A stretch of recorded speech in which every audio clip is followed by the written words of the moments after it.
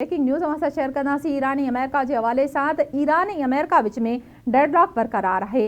पाकिस्तान जी civil ऐं फ़ौजी क़यादत पारां डेडलॉक ख़त्म करण लाइ कोशिशूं बि जारी आहिनि। अमेरिका ऐं ईरान जो अञा ताईं पंहिंजनि वफ़दनि खे मोकिलण बाबति के बि नतीजा साम्हूं न आया आहिनि।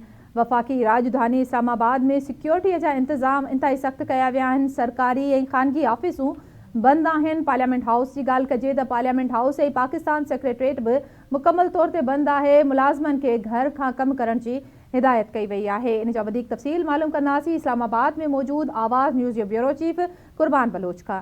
जी कुर्बान, वधीक कहिड़ा तफ़सील आहिनि अव्हां वटि? जी बिल्कुल, अमेरिका ऐं ईरान विच में ॻाल्हियुनि जे ॿिए दौर जे हवाले सां का पेशरफ़्त साम्हूं न आहे आई।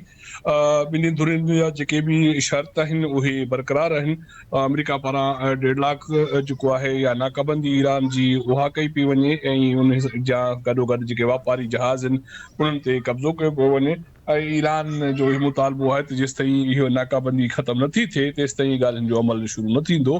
पर उन जे बावजूदि इस्लामाबाद में जेको सिक्योरिटी जी सूरत हाल ऐं ॻाल्हियुनि जे हवाले सां जेके तयारियूं कयूं हुयूं उहे अञा ताईं बरक़रार आहिनि। जेतोणीकि तक़रीबन इस्लामाबाद में लॉकडाउन वारी सूरत हाल या जेके रेड ज़ोन में लॉकडाउन वारी सूरत हाल उनखे 4 ॾींहनि खां वधीक अरसो गुज़री चुको आहे।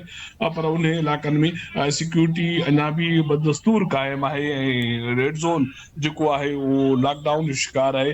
जेके बि वज़ारतूं इदारा जेके उते रेड ज़ोन में आहिनि उन्हनि खे हिकु दफ़ो ॿीहर अॼु बि वर्क फ्रॉम होम जी हिदायत कई वई आहे। सो इन सां गॾोगॾु जेके इस्लामाबाद में जेके तालीमी इदारा आहिनि जेको किफ़ायत शुआरी जे सिलसिले में तवानाई बचत जे सिलसिले में जेको शेड्यूल जारी कयो वियो उन मुताबिक़ जुमे वारे ॾींहुं बि अॼु तालीमी इदारा बंदि रहिया।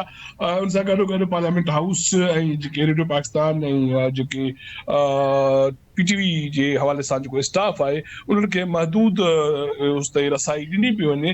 पर आम शहरनि जी जेका चुरपुर आहे उहा बदस्तूर उहा महदूद आहे। सो तंहिं करे इस्लामाबाद पारां जेके सिक्योरिटी जा बंदोबस्त कया विया हुआ उन्हनि खे बरक़रार रखियो वियो आहे। ऐं इन हफ़्तो जंहिंमें ॻाल्हियुनि जो अमल शुरू थियणो हो फ़िलहाल इन हवाले सां का पेशरफ़्त अञा ताईं साम्हूं न अची सघी आहे। जी वॾी महिरबानी अव्हां जी कुर्बान बलोच असांखे अपडेट ॾेई रहियो हो।